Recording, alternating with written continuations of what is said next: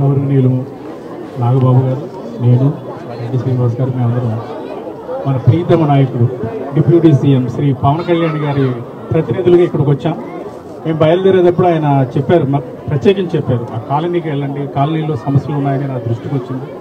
మనం ఏం చేస్తే వాళ్ళకి సౌకర్యవంతంగా ఉంటుంది, ఆరోగ్యకరంగా వాళ్ళు జీవనం సాగిస్తారు, మీరు వెళ్ళి వాళ్ళతో మాట్లాడి ఒక నివేదిక తయారు చేసి మాకు సమర్పించండి అన్నారు. ఇప్పుడు మేము ఇక్కడికి వచ్చాము. దీంతోపాటు మేము వెళ్ళిన తర్వాత ఇది గతంలో ఎప్పుడైనా ఇక్కడ సర్వేలు ఏమైనా చేశారా? ఎవరైనా అధికారులు ఎవరన్నా వచ్చి మీకు ఎవరికన్నా సర్వే రాసుకున్నారు అంటే ఎక్కువ మందితో మాట్లాడి మీ అవసరాలు ఏంటి, ఇక్కడ ఇబ్బందులు ఏంటి, అటువంటిది ఏమైనా చేస్తారు? మేము వెళ్ళంగానే ఒక అధికార బృందాన్ని డిప్యూటీ సీఎం గారి అనుమతితో ఇక్కడికి పంపిస్తాము. వాళ్ళు వచ్చి సర్వే చేస్తారు. అంటే నెలల తరబడి, సంవత్సరాల తరబడి కాదమ్మా, రోజుల్లోనే చేస్తారు. చేసిన తర్వాత మీ తక్షణ అవసరాలు ఏంటి? ఇప్పుడైతే డ్రైనేజీ అన్నారు, రోడ్లు అన్నారు, మంచినీరు, తక్షణ అవసరాలు, ఎలక్ట్రిసిటీ, అదే మంచినీరు,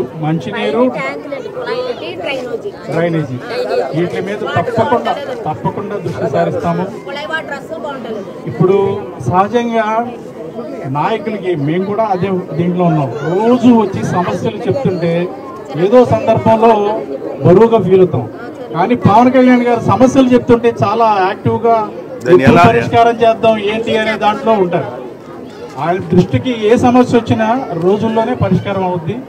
మీ కాలనీకి తప్పకుండా మీరందరూ సంతోషపడే విధంగా ఇక్కడ సౌకర్యాలు ఏర్పాటు చేస్తాము. ఆయన తరఫున మీకు ఆ హామీ మా బృందం ఇస్తున్నాము. మళ్ళా అధికారులు వచ్చిన తర్వాత ఇంకొకసారి మీ కాలనీని మేము విజిట్ చేస్తాము. తక్షణం ఇక్కడ సమస్యలు పరిష్కారం అయ్యే విధంగా మా సాయశక్తులు కృషి చేస్తాం. అందరికీ నమస్కారం అమ్మా.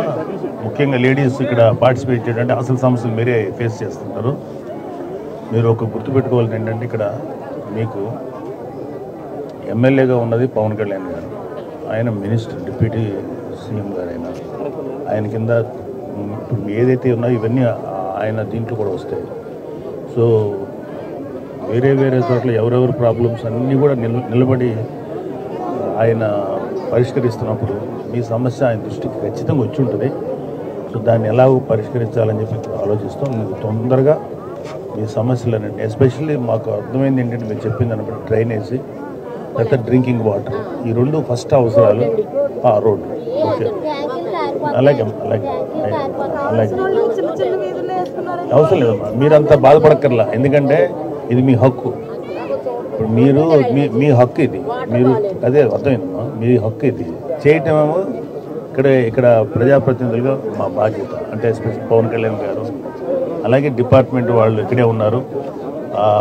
అసలు ఒట్టి మాటలు కాకుండా ఏం చేయగలుగుతాం అనేది. సో మాకు అర్థమైంది ఏంటంటే, మెయిన్గా డ్రైనేజీ, వాటర్, ఏదో ఒక రోడ్డు ఏదో సంబంధించి ఈ రెండు డెఫినెట్గా వీటి మీద మేము దృష్టి పెడతాం. చాలా తొందరగా మీకు ఒక పరిష్కార మార్గం చూపిస్తాం. డెఫినెట్గా మీరేం దాన్ని వరి అవ్వకలేదు.